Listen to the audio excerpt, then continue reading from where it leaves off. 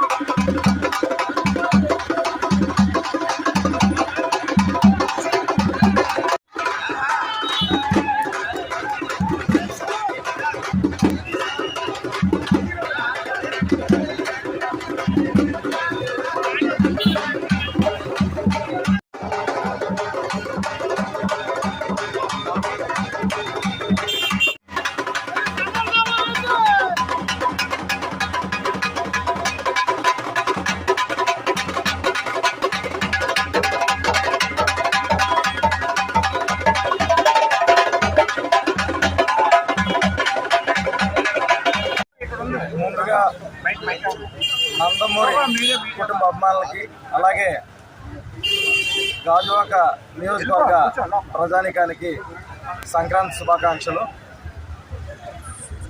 ఈరోజు యువరత్న నటసింహం మా నందమూరి బాలకృష్ణ గారి డాకు మహారాజ్ సినిమా రిలీజ్ అవడం సంక్రాంతి మాకు 2 రోజులు ముందుగానే మా అభిమానులకు మొదలయ్యింది. ఒక్క మాట చెప్పాలంటే సంక్రాంతిని కొట్టేది, సంక్రాంతి బరిలో నిలిచేది, సంక్రాంతిలో గెలిచేది నందమూరి కుటుంబం.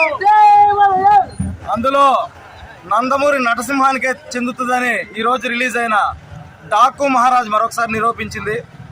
అద్భుతమైన కుటుంబ కథాంశంతో యాక్షన్, అలాగే మహిళా ప్రేక్షకులు ముఖ్యంగా చిన్నపిల్లల సెంటిమెంట్తో ఈ యొక్క చిత్రం ఈరోజు రిలీజ్ అవడం మా అందరికీ కూడా పండగలా ఉంది.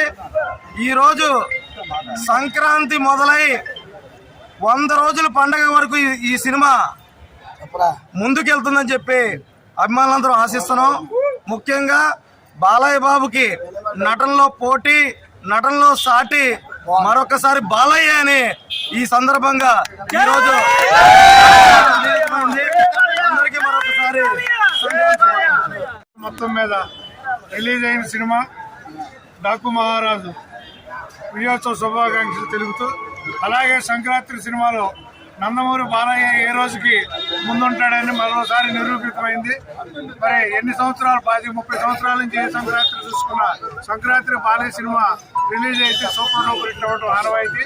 ఇప్పుడు ఈ సంక్రాంతి చిత్రాల్లో కూడా ఎన్ని కాంపిటీషన్లు ఉన్నా విజేత మాత్రం బాలయ్య అని నిర్మూలంగా చెప్పొచ్చు. కాబట్టి ఈ విజయానికి కారకులైన దర్శకులు బాబీ గారికి, అలాగే నిర్మాతలకి, అలాగే మా హీరో నందమూరి బాలకృష్ణ గారికి ప్రతి ఒక్కరి పేరు పేరున ధన్యవాదాలు తెలియజేస్తున్నాం. నందమూరి బాలకృష్ణ గారు నటించిన 109వ చిత్రం సంక్రాంతి సందర్భంగా విడుదలైంది. చిత్ర పరిశ్రమలో నాడు ఎన్టీ రామారావు గారు నెంబర్ 1, నిన్న తరానికి బాలకృష్ణ గారు నెంబర్ 1. అది ఈ రోజుకి కూడా కొనసాగుతుంది.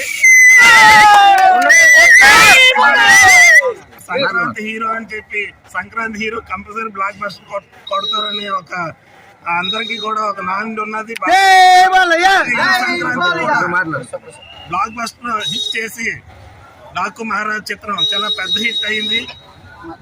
ఈ రోజున ఇప్పుడు పరిస్థితి చూస్తే గతంలో 1977లో అడవి రాముడు చిత్రం నుంచి బొబ్బుల పులి రాజకీయాల్లోకి ఎంటర్ అయ్యే వరకు 5 సంవత్సరాలు కూడా బ్లాక్ బస్టర్స్ ఎండింగ్ స్టేజ్ లో ఎన్టీ రామారావు గారు ఎలాగైతే ఇచ్చారో ఈ రోజున నందమూరి బాలకృష్ణ